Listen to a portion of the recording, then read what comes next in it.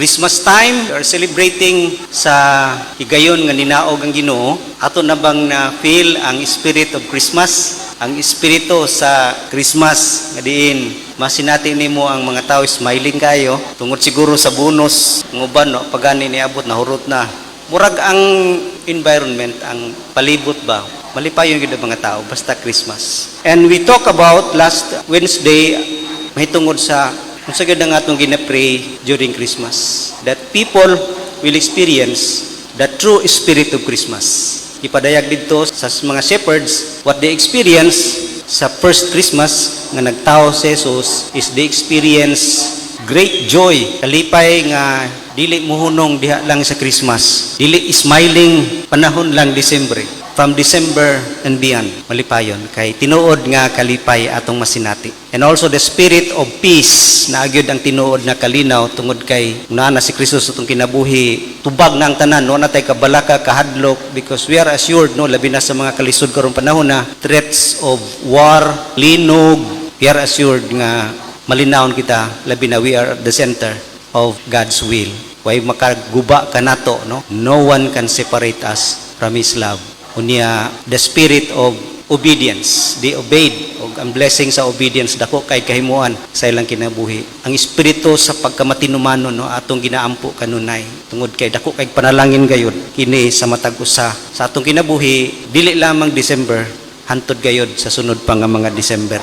Unya the spirit of thankfulness, kini usab nga espiritu nga bunga sa Christmas kita mapasalamaton sa tanang higayon, sa tanang panahon, always and in everything, nga in burdens and in blessings. We have a thankful heart nga mag-empower ka nato sa atong faith nga even bisag unsay sitwasyon sa kalibutan ug sa mga tao nga himuan kitag daotan, we still thankful tungod kay nasayod kita nga naay Ginoo nga atong deliverer, naay Ginoo nga mubalos kanato, naay Ginoo nga mutabang kanato, naay Ginoo nga dadon kita sa kalampusan. We have that peace, assurance. Munang dining kamuntagon padayon kita og kini nga spirit, very important kini nato kalimtan, makahatag kayog dako nga contribution sa atong pagsaulog sa Christmas, the spirit of giving. Ang atong text sa Matthew 2:6-11, that is the story of the wise men, mga magay, mga mago nga nagvisit kang Jesus.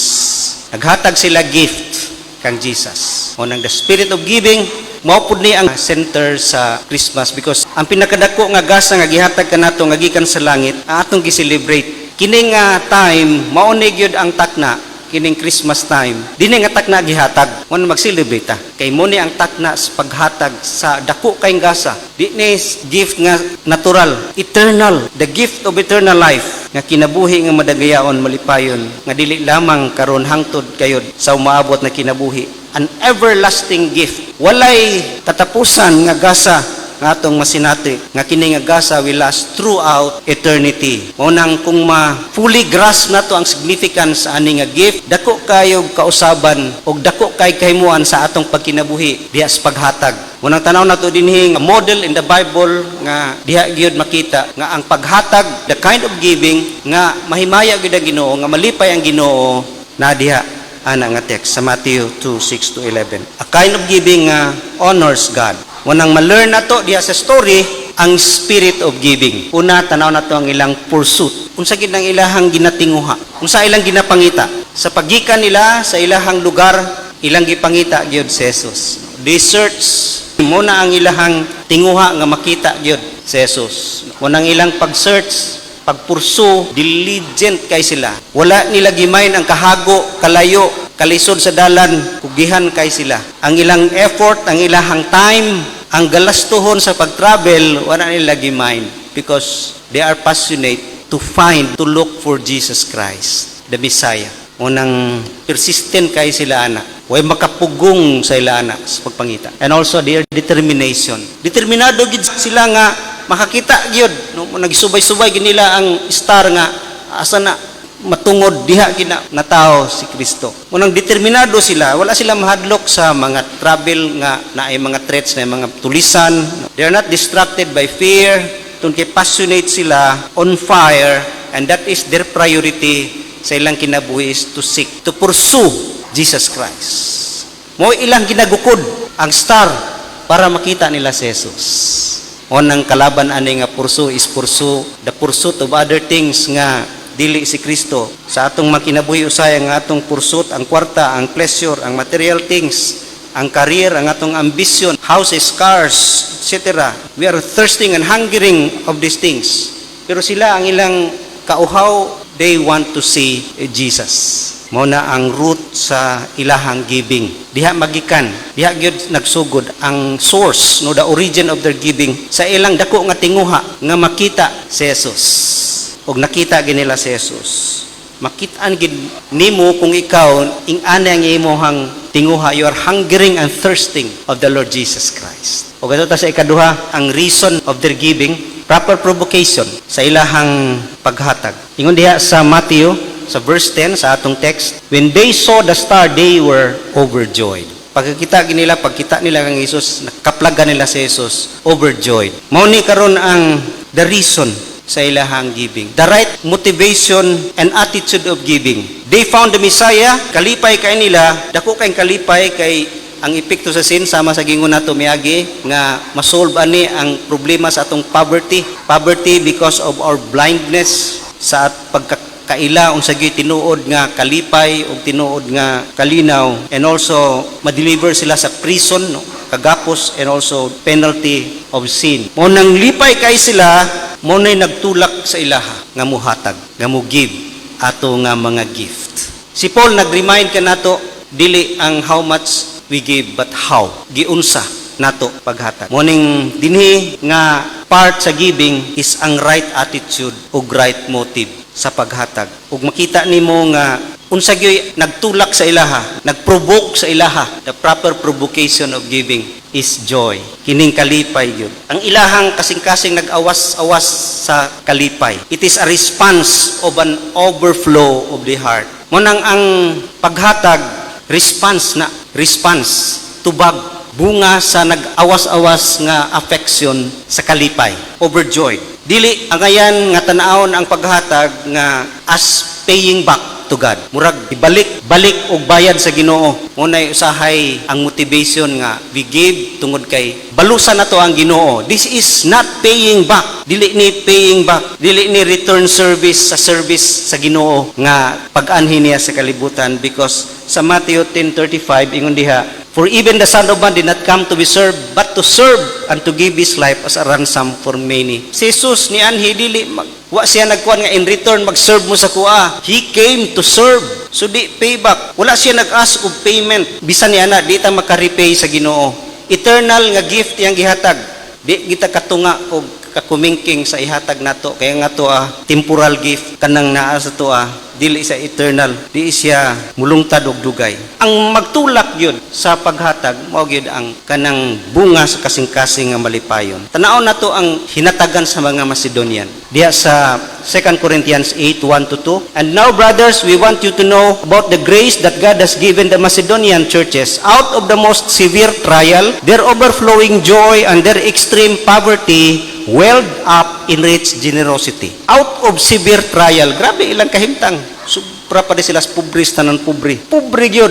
Pero their overflowing joy ni sangpot ngadto sa generosity. Munang ang motivation yun, ang kasing-kasing nga pasalamaton. Why excuse bisag ng pobre kung naa ang dako nga kalipay sa imong kasing-kasing di ka mapugngan, muhatag yun sa Ginoo. Og dili payback, response kana bang tubag epekto siya. Overflow of affection, no?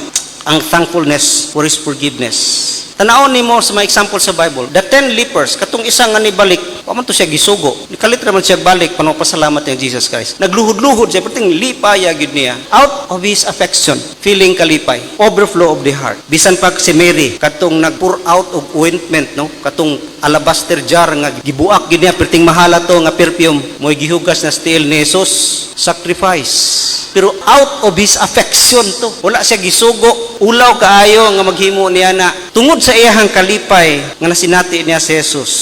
Diya sa Luke 7:33-47. Ang gipangita gid sa Ginoo nga giver kadtong they give simply because that is what brings them joy. Kana bitong nihatag simply kay mao kanay makalipay sa ilaha. Mo na ang gipangita sa Ginoo nga paghatag nga tinud-anay. Mo nang other motives nga dili joy, that is a wrong attitude of giving. Ug makita nato daghang kaayoy mga pahimangno sa Jesus about the wrong motive of giving. It is wrong to give to expect return. Moning daghan pod no nga mga katawhan sa Ginoo na biktima pod ani nga pagtuo nga to give aron tagaan. That is wrong motive of giving. Kay dili nagikan sa joy. To expect return. Tinuod ang Biblia nag-ingon nga unsa ingon sa Malakay, test ni, testingi ko, di ba? Kumuhatag mo, I will pour out so much blessing. The same sa Galatians, what you sow, you will reap. Kung sa imong ipugas mo punay anihon nimo. The measure you give, mo punay mubalik og pinilo-pilo pa. Yes, that is true. Pero dapat dili na mao ang imuhang motibo. Parihara pod sa seek ye first the kingdom of God and his righteousness, and all these things will be added unto you. Matthew 6:33. Daghan nagtuman ana kay ang tuyo nila is katong added. The Lord will add. So, ang motivation is not bunga sa kalipay, pasalamat sa Ginoo, kundi ang tinguha is para maka-angkon og return. Munang giving is not about purchasing anything. Kay kung nagalong ka og return, you are purchasing, mura ka gapalit sa Ginoo or ang Ginoo nakautang sa imuha. Ginoo, nihatag ko ha, ulihan nimo ni ngani. Nihatag ko 100, mahimo ng 200 or mahimong 500. That is trading. Trade ug dili na mao ang motibo sa paghatag. Kay wala di ang relationship og joy. Munang atong bantayan o nga gibadlong na ni Jesus sa Luke 6:34. Ingon siya, and if you lend to those for whom you expect repayment, what credit is that to you? Even sinners lend to sinners, expecting to be repaid in full. Ang mga dautan ingan bilang gibuhat, mupahulam sila sa katura pong makabalos sa ilaha. Unsa ingon ni Jesus, mangimbitar mo party, pangimbitar ayaw tong makabalos sa inyo ha, katong di ka balos. Invite the poor, the widow, mo na imbitaha. Kung maghanda ka kay di kita kabalos nimo. And that is the real motive of giving, not expecting return. Kay expecting return, ma-defeat gayud ang tinuod nga joy sa giving. O wala na himaya ang Ginoo diha. Munang atong bantayan, nga wala gyud ang atong tinguha diha. Yes, ang Ginoo mo bless gyud na. No, mo bless gyud na, pero dapat dili may sentro didto ang atong tinguha. Ang ato lang tanos nung kasing-kasing kung kalipay ba gyud nimo ang paghatag niya na, kay mao kana ang tinuod nga paghatag. Walay mindset of getting, kay ato agyud na ay mindset of getting. Mao gid na ang gitinguha usahay sa mga tao aron mohatag, aron makakuha. Then also, it is a wrong motive to expect recognition. Ingon diha sa Matthew 6:2-4, so when you give to the needy, do announce it in trumpets as hypocrites do in the synagogues and on the streets to be honored by men. I tell you the truth, they have received the reward in full. But when you give to the needy, do not let your left hand know what your right hand is doing, so that your giving may be in secret. Then the Father who sees what is done in secret will reward you. So mao kini ang makita po nato nga wrong motive sa giving. Paghatag aron i-recognize, paghatag for your glory. If you do that, you are robbing the glory nga angayan ra gyud unta sa Ginoo. Ikawat nato ang himaya ug dungog nga sa Ginoo ra gyud unta dapat. Kay ni apil naman ta sa sitwasyon. Dili angayan gayud. Ingon gani diha mas may sekreto. Mo nang usahay ang ato gyud pani secret. Dili mahibaw ang wala unsay gibuhat sa tuo. Kay mao kanay paghatag nga ikalipay sa Ginoo, not to be honored by men. Kini pod wa nagpasabot nga dili angayan makita no ang atong mayong buhat. Kay ingon man pod sa Matthew nga let your light shine before men so that they may see your good deeds. Aron mahimo po kang example ngadto sa uban. Tinuod na muhatag ta aron as an example for others nga mosunod sila sa imong pagka-generous. Tinuod na, pero dapat dili pud na mo ang imong tinguha. Di dapat na mo ang imong purpose, no. Pareha ganiha nga dili gud nimo tinguha nga naay return. Kini pod dili nimo tinguha. Munang we have consult no ang atong kaugalingon sa atong paghatag ug nag-desire ba ta og recognition to be honored by men ug mailan sa tao. We defeat the purpose of giving. Ug walay benefits makuha nato diha sa atong paghatag sa Ginoo. Kay that is a wrong motive of giving. Ginalikay na tadiha nga mahimong we seek no honor. Ang Ginoo ra gyud angayan ma-honor. Mabitaw na mga panahon nga mga Thanksgiving kada pag-introduce bitaw, introduce ang speaker. Grabe kay introduction murag mulapad pud ra ba atong atay kanang ganahan pud ra ba ta. So usahay mao kana ang makawala no sa tinuod na kalipay tungod kay usahay ang atong kalipay sa to be recognized, to be acknowledged. One it is wrong no motive to give out of recognition. Pinaagi ra gyud sa bunga sa kalipay ang atong paghatag. Then out of love nga magmotivate kanato ang gugma ra gayud. Sa ilahang nasinati ang grasya. Ilang nasinati ang gift. Perting nindota sa gift. Ingon diha, thanks be to God for this indescribable gift. Beyond description, walay makasukod ani nga gift. Nakita nila bisan sa mga Corinthian Christian, sa mga Macedonian nga nganong naghatag ang Ginoo, nganong nakaangkon sila na nga panalangin. Tungod kay dili sila ang ngayan ni ana. Indescribable kay dili sila ang ngayan, nakaangkon sila ana nga gasa. Ingon diha sa 2 Corinthians 8:9, for you know that the grace of our Lord Jesus Christ, that though he was rich, yet for your sake he became poor, so that you through his poverty might become rich. Diha natandog ang kasing-kasing gayod sa mga Corinthian Christians, sa mga Macedonian nga pagkadako sa gasa, a huge gift that comes from his poverty. Napobre ang Ginoo, nisulod og tao, nasakitan, na experience of pain, kalisod sa kinabuhi sa tao, gibugal-bugalan ang Ginoo. Poverty, pagkadako sa gasa. Ug mo nay nakausab gyud sa mga Corinthian Christians nga muhatag gyud tungod sa gugma nila kang Ginoong Hesukristo. Mao nang kung di nato ma-treasure unsa gyud ni kalalom, no? Ang gugma sa Ginoo, di kita kahatag ani nga we give out of love. Mao nang ilang paghatag, nagsacrifice sila tungod kay bunga sa ilahang paghigugma. Na-enjoy nila ang grasya o grabe para sa ilaha. It is a breathtaking, no? It is the heart of Christmas. Ang Ginoo nag-antos aron malipay ang iyahang mga kaanakan. Na pobre, no? Aron malipay ang iyahang mga kaanakan. Mao nang giving out of love, gipadayag na sa 2 Corinthians 9:7. Each man should give what he has decided in his heart to give, not reluctantly or under compulsion, for God loves a cheerful giver. Diha nato makita na apoy wrong motive nga dili love. Kanang una diha is do not give reluctantly. Kanang reluctant kana bang nagpanuko, alanganin, sayangan o magduha-duha paghatag. Dili gyud nga full heart nga malipayon gyud tungod sa iyang gugma sa Ginoo. Daghayo panahon magalanganin ta, no? Labi na ikumpara nato atong mga ihatag nga ikumpara pud sa mga butang nga dako naman dig mapalit, no? Sayang man kay ni kun magduha-duha hatag. Kung alanganin ka, ayaw na lang gyud kay alanganin man. Kay dili ikalipay sa Ginoo na.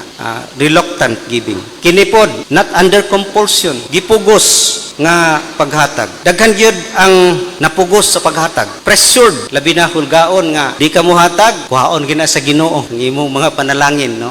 Munang sa mga tithes and offering sa ubang churches na ay una musulti niya, grabe masulti gyud, no? Makaaghat kay mo papugos kag hatag. Munang out of compulsion. Munang sa tuwa sa mga Baptist, Binasamati Baptist Church, gina-discourage ginato ang solicitation. Kaya ang solicitation usahay ang naghatag ana duha-duha. Ang naghatag pod napugos kay gihatagan man. Kay wala mo natagay, di man na siya mapugos. Mapugos, no?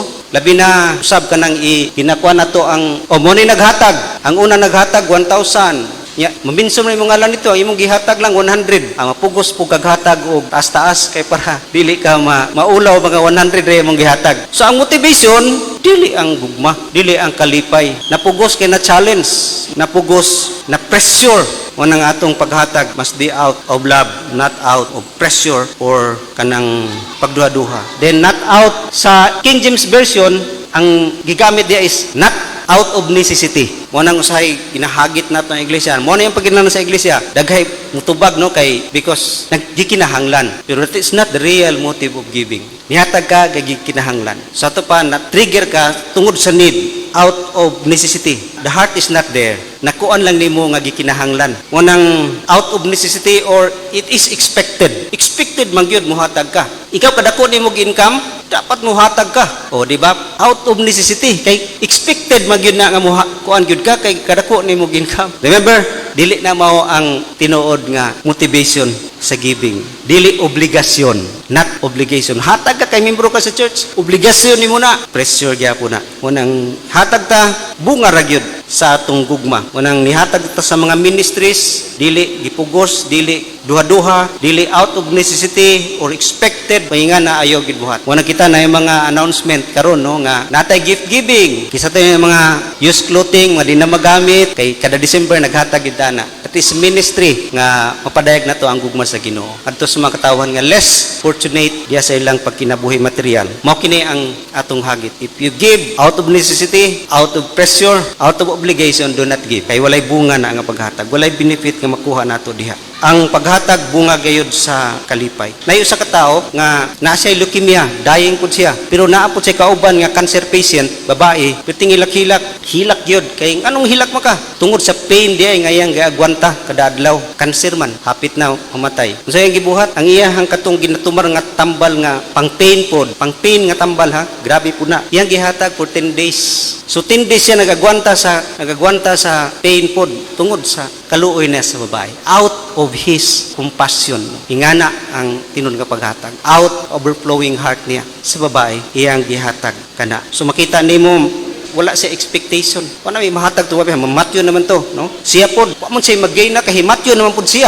Munang diha makita nimo ang iyang motive of giving is purely love, no string attached. Wala string attached. Mahatag ang politician kay na string attached para butuhan. Munang diha makita nimo no bells ringing, sila naman duha. Walay kuan nga daygon sa mga tao kay sila naman duha. Munang diha nimo makita ang tinuod nga paghatag. Way pagdaig. Naghatag ingon diha cheerfully. God loves a cheerful giver. And lastly, out of guilt. Sahig, matandog tayo, guilty mo ko kahatag. Ayaw paghatag if out of guilt. Kaya that is not the right motive of giving. Kaya guilty ka, na-pressure lang ka, unang nihatag ka diha sa Ginoo. Dili, kalipay sa Ginoo. Nga nihatag ka kay guilty ka sa iyaha. Then lastly, sa ilang nasinati kang Jesus Christ, they found the gift so great ni sangpot kini ngadto sa right motivation of giving, no? The root of giving is katong pagkasinati nila kan Jesus, then nakabot nila ang reason. Kung ingon diha sa kanta, I now finally find the reason for giving.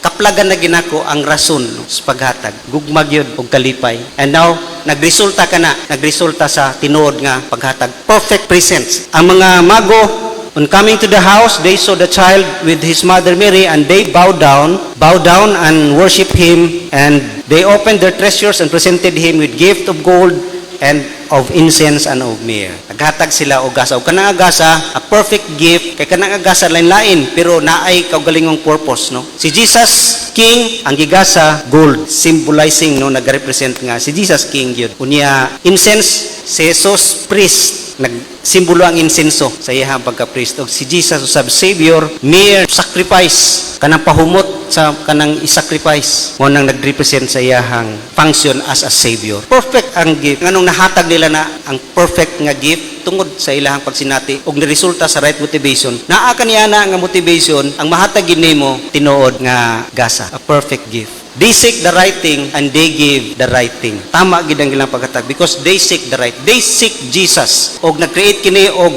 kalipay silang kasing-kasing, gugma silang kasing-kasing og nibunga ngadto sa paghatag sa tama nga butang nga ihatag sa Ginoo. Munang kumangita tag tinuod nga ihatag nato sa Ginoo karong panahon na. Unsa nga butang nga ihatag nato sa Ginoo nga kung tan-awon nato, siya may tagiya ng tanan. Dili lamang tagiya kundi siya pag ginaghimo anang butang. Malipay ba siya na nga iyaha man na unya siya ang puy naghimo niya na. Usaw na ito papangita ang tinuod na gasa nga malipay gid ang Ginoo. Diha sa Micah 6:6-7. What shall I come before the Lord and bow down before the exalted God? Shall I come before him with burnt offerings, with calves a year old? Will the Lord be pleased with thousands of rams and 10,000s of rivers of oil? Shall I offer my firstborn for my transgressions, the fruit of my body for the sin of my soul? He has showed you, O man, what is good. Wanang dinhi nga verse makita nato unsa ang ihatag nato sa Ginoo. First, si Micah dinhi naghatag og giya nga not the quality, dili quality. Ingon diha, burnt offerings a year old kanang bata pa gyud nga tama gina siya ihalad. Perfect na siya kay bata pa. Ang uban muhalad og kanang naanay nga tatsa o tiguang na, uban muhalad kanang daot nga baka masakiton. Pero kini perfect gyud kaayo. Pero ingon diha, dili malipay ang Ginoo gihapon ana. No, sagun sa nakagwap. It's not the quality of the gift nga malipay ang Ginoo. Nga kadua diha, the quantity. Shall I offer thousands of rams? Dili gyapon bisa kung sa kadagkan imong gihatag sa diya pun malipay ang Ginoo. Yung sa pagdiha ikatulo, shall I offer my firstborn kanang ginamagwalang ang anak? Ihalad nako. Bata ihalad ha, sacrifice. Malipay bang Ginoo? Dili gyapon. Daghan ka nato mingon, Ginoo, wato og seminary. ihatag nako akong kinabuhi, sacrifice. Ginoo, di ko mag-asawa, sacrifice nako. Di ka mo malipay Ginoo. Bisag unsa imong kadako imong gihatag, if the heart is not there, no? Ang imong kasing-kasing wala diha, kawang lang gyud. Pwede ka mahimong missionary, pastor, pero rebellious kayo heart. Pwede ka ingana magsakripisyo. Pwede ka muhatag dako pero daghay muhatag dako pero ang heart disobedient. Unang ang heart ang tinuod gyud nga ihatag nato sa Ginoo. Ug makita nato sa text unsa gyud nindot nga ihatag nga lasting ug malipay ang Ginoo. Ang una diha is justice. Justice. God is just, righteous. Ang ato pong kinabuhi kinahanglan righteous. Dayag kaayo mao nay paghatag nga malipay ang Ginoo. Kanang ang atong kinabuhi living in a righteous way. Mao nay paghatag nga malipay ang Ginoo. Then mercy. Mercy ang atong how we treat people, how we treat others. Loving the unlovely, that is mercy. To care people who don't care for us. Mistreated ta. Mao ni nindot nga halad nimo sa Ginoo. Mercy. Di ba nakaangkon kag mercy bisag dautan bisag unsa ka gi-bless gyapon kaniya, gi-forgive gyapon ka bisag nga nakakadautan, no? He lifted you when you are down. Gi-overlook niya ang imong mga faults, ang imong mga mistakes. Wala na gisingil sa Ginoo sa imuha. Then do it to others. Mercy. Mao nang nindot nga ihalad nato sa Ginoo. Labi na gayud sa mga tawag nato, mga lisod higugmaon nga mga tao. Sa karang sa tuwa, dili kung di man ganahan mo, kuan lang, mo laylo lang, dili gid mo express og mercy or love ngadto sa mga dili mo apply kung unsa gihimo sa Ginoo sa yaha. Gihimo mo ka sa Ginoo ana, no? Dapat imo pud nang ipadayag ngadto sa uban. Apply it to others. Then humility, love, mercy and walk humbly with God. Humility mao ginay nindot na ihalad mo sa Ginoo. Ang humility is not to say wala man ko, gamay man ko. That is not humility. That is another expression of pride. Self-pity. Nga moingon, I am nothing, I am useless. No? Ug daghang kaayo gyud. False nga humility. Basta ako. False humility. Mo nang ang nindot kaayo ihalad nito sa Ginoo. Humility nga malipay gyud siya. Sa Biblia, sa first Christmas, daghang kaayo gift nga makita nato. Gift nga malipay gyud ang Ginoo sa ilang gibuhat. Si Mary naghatag sa iyahang body aron driha mataw si Jesus. Iya pong gihatang iyang reputation. Kinadaot man ang iyang reputation kay nagsabak siya nga wa masahilabti ni Joseph. Nahatag po niya ang iyang dreams. He dreamed for a good wedding. Mao ginay kalipay sa mga babae kanang wedding nga ay mga video ni mga prenup pero iyahang gihatag ang iyahang dream. Ang mga shepherds, they gave their testimony. Testimonyo gid sila. But God gave His only Son. Mao na pinaka nindot nga tanaw nato the spirit of giving panahon sa Christmas. Diha makita ang atong pinakadako nga kalipay, no, greatest joy ma-express into a heart nga nagyod ang mapasalamaton na kasing-kasing. Diha sa paghatag, diha sa giving, diha nato na sinati ang the greatest gift of all, a gift nga akong epekto sa atong kinabuhi, o gift nga makahatag kasubaran sa atong mga problema. If you are down, if you are sick, if you are in pain, in sufferings, in sorrow, come. Duol, come to the gift. Duol sa gasa. Si Jesus mo ang gasa, gihatag ka nato, way musulbad sa tanang problema sa atong pagkinabuhi. Pagampo ta.